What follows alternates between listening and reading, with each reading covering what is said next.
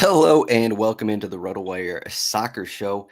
It is May 2nd. I'll be talking May 3rd, May 4th, and a little bit of everything. We'll call it a variety show, a little different than what we usually do with Ryan Belangi on this show. Before we get in, we're 10 minutes away from Manchester City Wolverhampton lineup. So I won't really talk too much about that since that game is, in an hour and a half. But we do have content. We do have the cheat sheets. I believe it's a four-game interleague slate over at DraftKings on Friday. We have bets up for that as well. Got a few more betting articles that'll be up later today. But because we have such a weird weekend, we're kind of going to do some things a little different than normal. So I didn't realize it was a 2-game slate till this morning. I looked at it, and all the prices from DraftKings are pretty ridiculous. So there's no point in me and Ryan doing a show on the 2-game slate and talking for 5 to 10 minutes about pretty basic stuff here. Not to mention we got 3 relegated teams on the Saturday 2-game slate. So I'm going to go over. So the idea for the show is hopefully finish in about 30 minutes, hopefully less. I'll go over. I'll be using projections. I'll go over the 2-game Saturday slate, and I'll also go over the Sunday 3-game slate. It's not available at DraftKings, but we do have all the prices. We do have all of that. So I can go over a little bit of everything. I'm going to talk about lineups for each of these teams. So I don't want to base everything off of whatever. I don't want to base everything off of Dwight McNeil is definitely going to start. We don't know if McNeil is going to start Sunday. It's going to be even a little more crazy.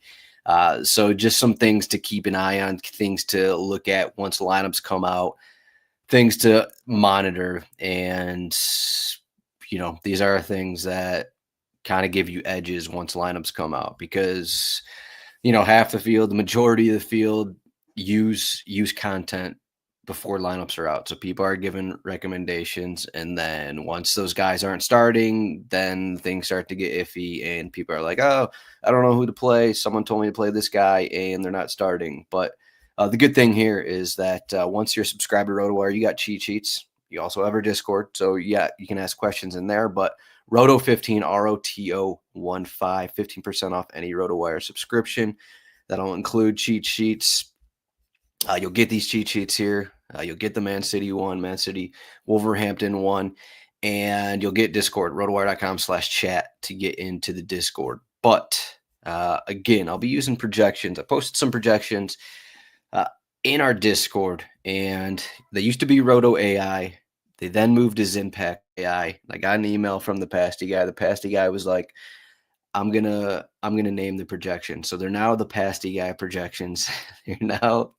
they're now the Pasty guy projections. So shouts to the Pasty guy for sponsoring the projections that are available over on the RotoWire Discord that I post. I'll be using the majority. I'll be using those as we get into it. I'll also post a couple articles only available to subscribers. Just give basic ideas, maybe some core ideas that we can look at. But let's talk into it. Okay, it's been 4 minutes here, so let's finally talk to this Saturday slate.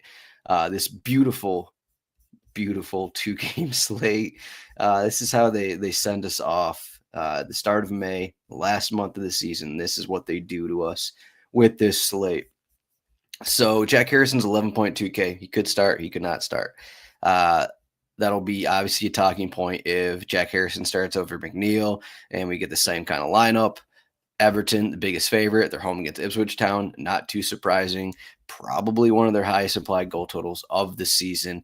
The other question with Everton, maybe Ashley Young gets to start at right back. I still think it's going to be Nathan Patterson. Thought that was going to be the case last week. Going to give the kid some run, see what he can do in the Premier League, see what Moyes likes out of him. So I do think Patterson's going to start, but it could be Ashley Young.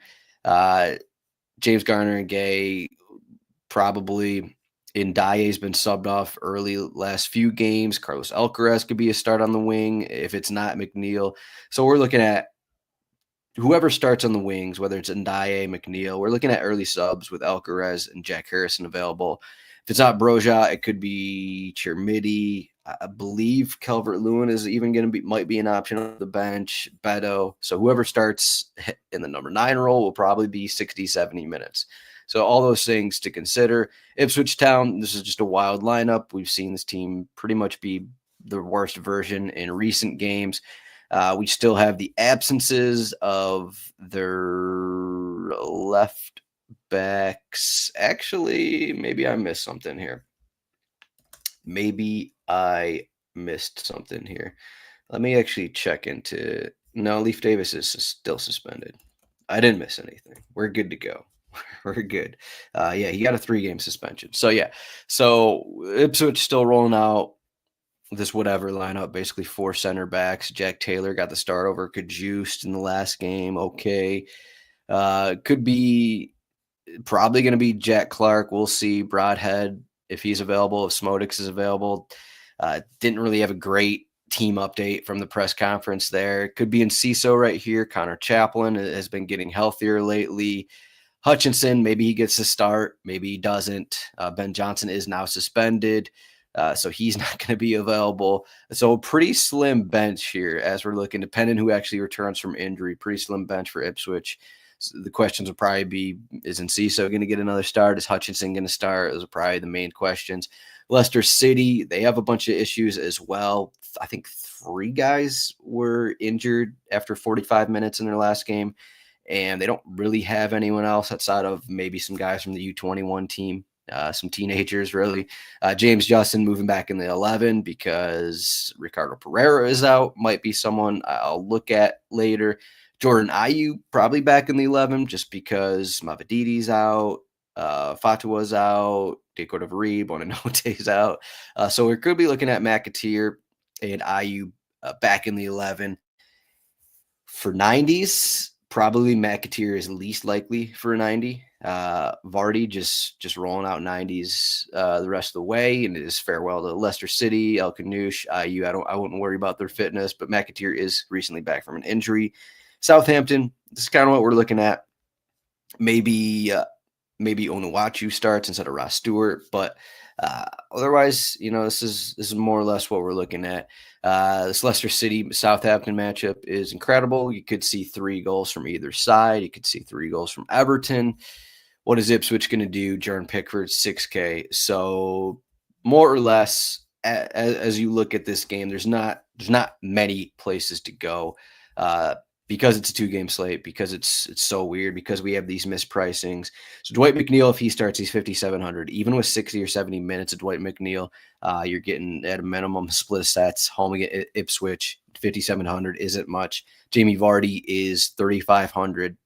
The second best odds might end up being the best odds of any player on the slate to score. He's 3,500. Jordan Ayew, believe he will, if he doesn't take. He'll probably take sets over El Kanouche. That's what we decided. Talked with Ryan Belangi before the show. Last time Ayew started, it was with El Kanouche, and he was taking over him. So that is the assumption there, that Jordan Ayew at 7,200 will take sets. So those are kind of the forwards there that pretty much you'll be looking at. Otherwise, you can get crazy with whoever. Do you think Ipswich are going to score? Do you think they're going to get 4 points? There's not really that many options here. Jamie Vardy, 3,500. Midfield, if you have the money, Mateus Fernandez, 9,600. Again, you should have money because Jamie Vardy's 3,500. Dwight McNeil's 5,700. You should have money. Let's get that out of the way. El Kanouche, 6K. Ryan Manning at defenders, 8K. I guess I'll stick just with midfield here. Garner's 5,300. Might only be a split of sets, but if you're getting a split of sets at 5,300, home against Ipswich Town, you've played worse players than James Garner in a defensive role for 5,300. So he is an option. Maybe you like that more than El Kanouche if he's not taking set pieces over Ayew. Maybe you like Garner more than El Kanouche. He's 700 cheaper as well. Fernandez has been really good to close the season, maybe excluding that Fulham match, but they scored an early goal and they didn't really have to do much the rest of the way. This Leicester game is going to be a little different here. You got to think that there's going to be sets. There's going to be plenty of floor for these Southampton guys. 9,600 is a ton for Southampton. 8K is a ton for Ryan Manning. And again, you don't have to do these things, but where are you actually going to spend money if you don't spend up on Southampton? That's the state of this slate. So enjoy that. Enjoy that. Maybe Ashley Young starts for 7,600. Let people play him. I'll say that. Let people play Ashley Young for 7,600. If people want to do that, if he starts, go ahead. I don't envision more than 70 minutes from him. Michaelenko 6,500. Again, this is, matchup boost in price. Why is Michaelenko 6,500 and McNeil 5,700? Doesn't make any sense. Luke Thomas, you figure, let me click into his profile here. He has been taking a split of sets. He's going almost 90s here in recent matches. He hasn't taken corners recently, but I think that's just because they don't have any corners, if I'm not mistaken. I still believe Luke Thomas will be on a split. So Luke Thomas, 4,900, home against Southampton.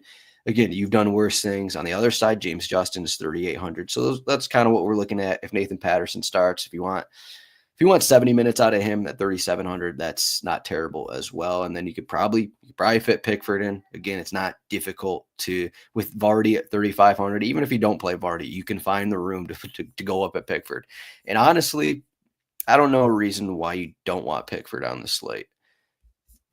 Pretty wide margin in terms of clean sheet, 44% compared to 25% for Leicester City. Ipswich with basically somewhat, Delap and Hutchinson, but still their back line, the way they're playing, you could say a B squad, a B plus squad, we'll call it, from Ipswich Town. I don't know why you don't want Pickford in this situation. 20% better clean sheet odds, 25% better win percentage, home against Ipswich Town.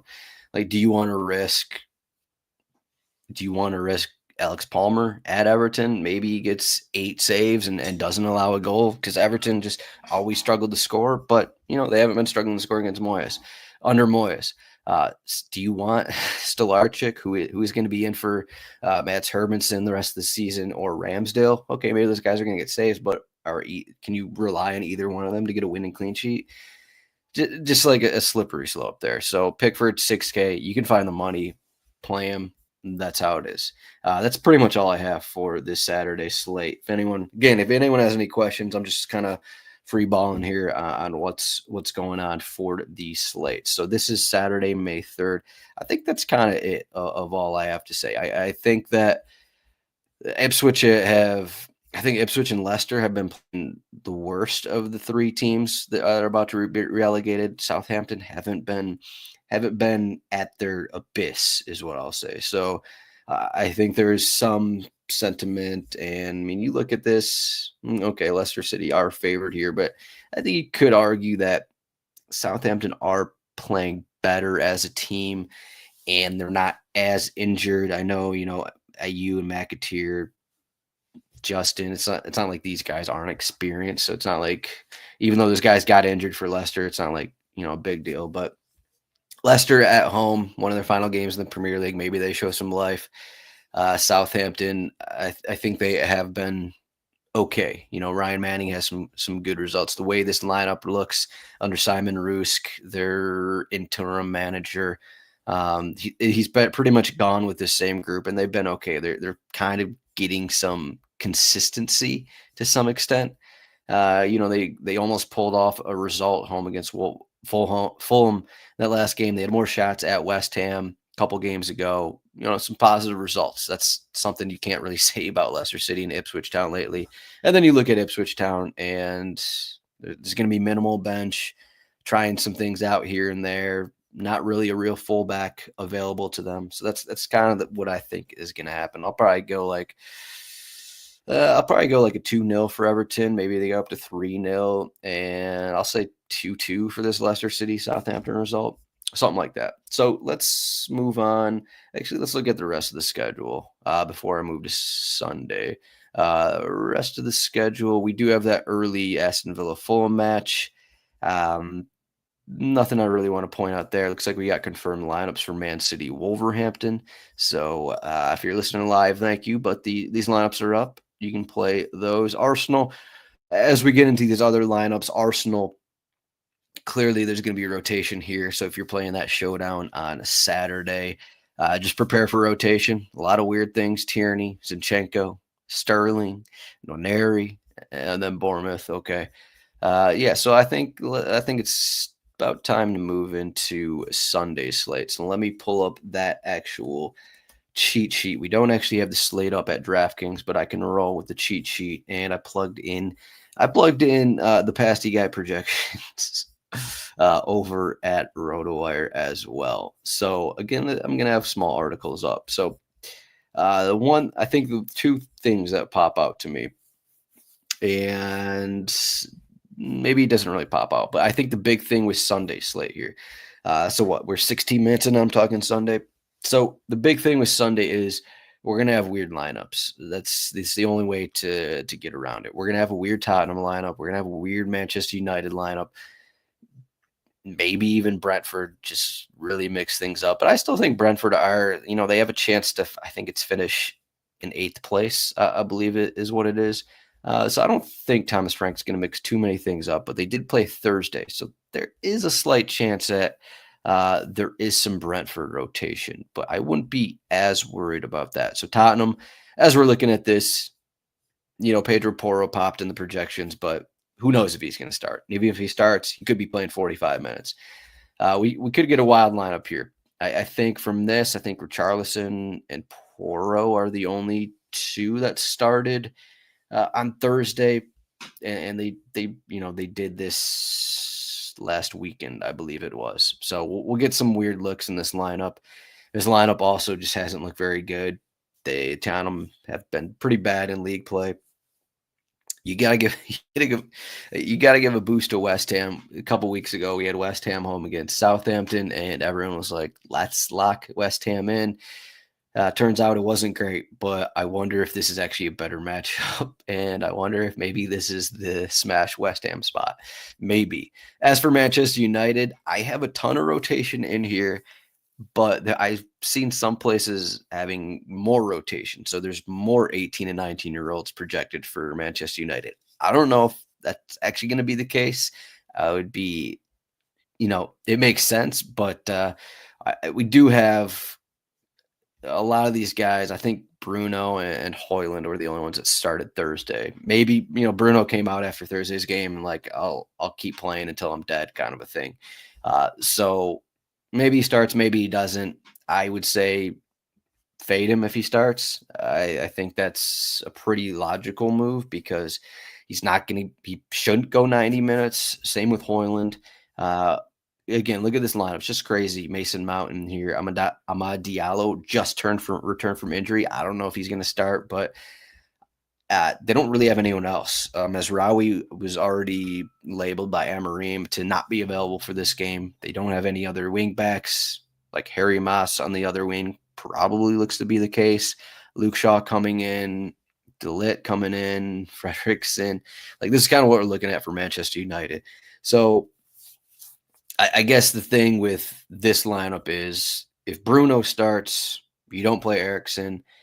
If Bruno doesn't start, you probably play Eriksen. It's not my favorite spot at Brentford, but if you just look at what is he, 5,200.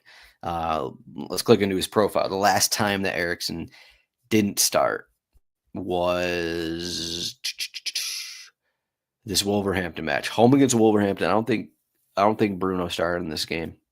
15.4. I think a lot of that was in the first half as well. So I think it's just a hard fade for Eriksen. You're getting free set pieces, all set pieces, and maybe he even plays more forward than this role. We'll see who else actually starts for Manchester United. So even in this spot at Brentford, I think, you can look at Eriksen. In terms of a forward role, Bowen is another guy that just pops up because even though I think he's 9K, this is kind of a similar thing that we said. He's 9.2K. Kind of a similar thing we said last week, 2 weeks ago. It's okay. you're getting almost guaranteed 90 minutes. You're not worrying about sets, but you're in the guarantee for minutes. You could argue he's most likely for a goal or assist on West Ham, and they're at home against just a completely rotated Tottenham side that has looked terrible. Looked like one of the worst teams here in the league over the last month. I know they're not the biggest favorite here, but I mean the implied goal totals are pretty close here for all the favorites. So I think Bowen is probably going to be the most popular play here, 9K. Wilson Odebear did pop in projections. I think a lot of that is because he's 4,900. He is a guy who will cross the ball when he has it on the wing. And I do worry about minutes. Is he going to get 90? Is he going to be, one of the early subs? It's possible, but someone maybe to look at just because he's cheap. It's not like, I'm talking up West Ham here, but it's not like West Ham are actually good. So, what Odebear is 4,900. You compare that with Richarlison is 7,100. How many minutes is Richarlison going to get? He was pulled at halftime of their last game.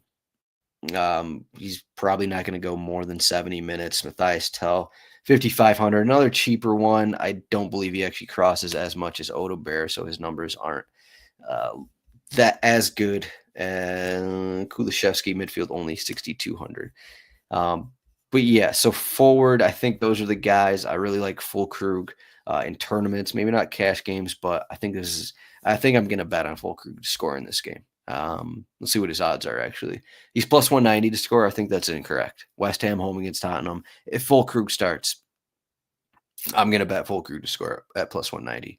He should be at Estock's numbers, if I'm being honest. I know the numbers don't really show up, but the way that Tottenham are playing, the way that they're just giving up easy looks to a lot of central strikers, I think there's a spot for Fulkrug to score.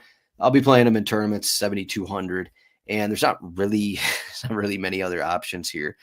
Kind of limited. We look at these Brighton guys. Whoever starts on the wing for Brighton will be subbed off early. We saw, was it Adingra and Solomon March start on the wing in their last game? I think both of them 60, 70 minutes. So whether it's those guys starting or whether it's Miedema and Minta starting, I think it's going to be early subs again. We still have Gruda is another option who can come in. Welbeck, I think, is maybe most likely to go more than 80. We've seen that recently just because they don't really have another striker like him. They don't really have someone else to play that role. So Welbeck at 6K isn't terrible. Home against Newcastle, you can compare that to Fulkrug, I guess, a little bit. You can compare that a little bit with the Tottenham wingers if you really want to. Maybe just like Brighton in the spot home against Newcastle. Maybe there you go. And that's kind of it for forward. I don't really have any other thoughts there. Midfield isn't the best situation. The West Ham guys were popping up just because of the situation. Once again, I'm not going to be talking up Kudus on this show, but I think he did score last week, didn't he? I think he did score. Newcastle, Brighton. So Matt O'Reilly is going to be a talking point. Where is his price? He is 5,800. So again, not a terrible price. A guy who is getting good opportunities, struggles to get on the score sheet. Let's click into his profile, see how many minutes he's been going. 63, 70, 65, 82. So 82 in that last one. So that's a good sign, I'd say. When you have the wingers getting subbed off, almost a guarantee. Maybe if he gets at least 80 and you're getting sets here. And I think even Ayari started in this last game. Ayari did start in that last game. So it looks like O'Reilly took one side, Ayari took another. So I think there's a good chance Ayari doesn't actually start. We'll see what it looks like because Van Heck's going to be back after his concussion. We could see the return of Lamptey or Veltman at right back, Baleba and Sherwood. So there may not be a spot for Ayari in the 11. So that would give another boost, I think, to O'Reilly. So I think it'd be hard to actually fade, at least in cash games, hard to fade O'Reilly for 5,800, especially if Ayari is out. I think I said that correctly. And then the other player who I would say kind of stands out, just speaking of Bowen and 90 minutes, we got Brian Mbomo. He is 9. Maybe he's a 9K player I was thinking of. And Bomo is 9,600. So home against a rotated Manchester United side. Uh, I think the question is going to be where are you going to spend your money? I think that's more of what it comes down to on this slate. And I think you should spend it on Bomo. We're getting close to 90 minutes, 9,600. We know his role. We know his role on the side. And when you compare him to just the other expensive players on the slate, there's not really a comparison. He's kind of like Jared Bowen, but Jared Bowen doesn't have sets. So we have Bruno Fernandes at 10K, which again, I already said, probably not a great play if he's not guaranteed 90 minutes. And then even then, he's not guaranteed to start. The other expensive players are just non-set piece takers. Teammate Wissa's 9K, Jacob Murphy 86, Harvey Barnes 84, Amad Diallo if he starts is 8K, Isak, Fulkrug, or Charlison, Damsgaard. So where are you actually going to spend your money? So I think it's pretty easy just to fit in Bomo, and especially in cash games. If we're getting to tournaments, I think it's reasonable to fade him as well. Maybe Brentford just struggled to score. There's not a ton of floor points, or maybe the goals come from Wissa and Damsgaard and Shad or whoever else. It's pretty easy to fade in Bomo, go somewhere else. But that's kind of a midfield. I think it's kind of midfield. Do I want to talk some value? I don't think there's Damsgaard is what is he? Damsgaard 7K. So a little on the expensive side. Someone like Paqueta 4,800, just like not great plays, but because of the matchup home against Tottenham, maybe you can consider some weirder plays than usual, like Kudus and that kind of thing home against Tottenham there. And defender, there's not really anyone to play. Maybe you play Trippier. How many sets is Trippier going to get at Brighton? 5,600 for the 70, 80 minutes that he goes. Is he going to be worth it? I don't know. Pedro Porro, if he starts, you got minutes concerned for 6,600. Probably not going to be a play. I think Aaron Wan-Bissaka actually kind of stands out at 4,600. At least if he's in this wingback spot. If he's in this wingback spot home against Tottenham, I think that he might be the best. He might be the best defender play on this slate. Whether you're including money or not, there's just not really anyone who stands out. So that's kind of what we're looking at. And let me see what Emerson did. Emerson is 3,500. 80 minutes, 86 minutes. His numbers are tough. His numbers are really tough here, but home against Tottenham is going to be a little different than at Brighton. So you could go him too as well. He's cheap. So that's kind of what we're looking at. And goalkeeper situation, kind of like the other one, like you're going to have the money. So I think that it's reasonable to just spend 5,500, not max pricing on Mark Flecken. By 10%, he has the best win percentage, and by 8%, he has the best clean sheet percentage. So that's pretty much it. So that's Sunday's slate. I don't think I have anything else to say. I'll go through some goal projections here for the people. So I gave out those projections. So I'll say, honestly, I don't think West Ham can win a game. So I'm not going to pick them to win, even though I've been touting them a bunch on the show. But I'll say 2-2 for that West Ham-Tottenham match. I'll say 2-1 to Newcastle in the spot. Brighton have been a little bit all over the place, using a lot of weird lineups that isn't really beneficial to how they're playing. So I'm going to go Newcastle 2-1. Maybe my biggest stretch here. I know Brighton are favored, but I'll say Newcastle 2-1. And then Brentford home against Manchester United. I'll say 1-0 or 2-0. Manchester United kind of wants this game to be, doesn't want to play this game. I'm going to actually pull up the stats from the Wolverhampton match. It was a dead game.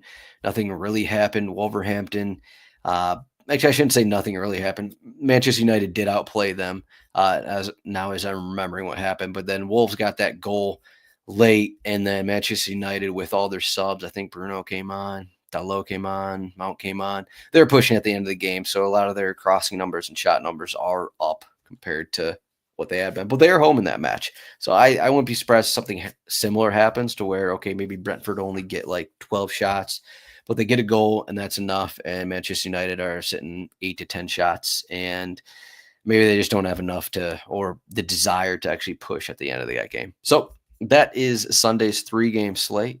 And if you're joining now, I talked Saturday's 2-game slate beforehand. But that is all I got. That is all I got for this. So hopefully this was helpful. A little different than usual, but we had to mix some things up because of the situation with the 2-game and a 3-game slate. Again, Roto 15, ROTO 15, 15% off any subscription over at RotoWire. Again, you're going to check that out. So next month, you're going to want at least a soccer subscription here and beyond is what I'll say, and beyond. Here's the FPL cheat sheet. You get all the odds in one cheat sheet here. Pretty easy to look at. You get all the lineups as well. I got all the season stats, just everything right there, everything you need. But the passing guy projections are up in the Discord, rotowire.com/chat to get into there. Thank you, everyone, for listening, and we'll see everyone in the Discord, and good luck on these slates. We only have 2 King of the Pitch tickets remaining, of course. Of course, it's a $5 on Saturday. It's a $5 King of the Pitch contest for this beautiful 2-game slate. So that's shouts to DraftKings for doing that to everyone. But that's where we're at. Thank you for listening, and we'll see everyone next week.